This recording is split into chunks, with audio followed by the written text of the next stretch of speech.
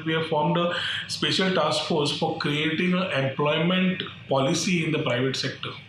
The first meeting has been called today with people representing the chamber, the Goa small industries, the BNI, the hotel industry, the TTAG. Also from the union side, we had Comrade Christopher Fonseca and Kutubab Gaonkar. So basically coming together along with the government as stakeholders. Hana union industry ची आणि government बरोबर मिळून we need to find a solution or maybe through a policy come up with something which can help us create employment for locals. Largely it has always been said की गोंयकार मेळना, skilled गोंयकार ना, industries जाय ते requirement मेळना, and this chicken and the egg story I think has been continuing. I wouldn't say whether it was the wrong industries which came in the past or the industries which couldn't give local employment.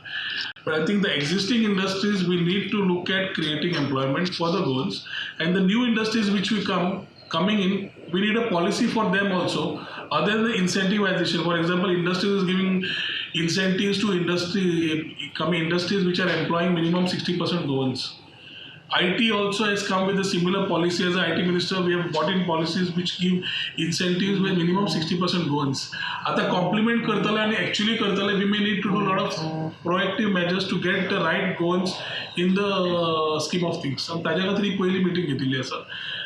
We have taken a time period of about a month ambitiously to come out with this policy, which by and large will support the ecosystem, which will be short term, mid term and long term. So plans which will be defined will take care of employment of locals, which we need the support of the industry, the union and the government working together.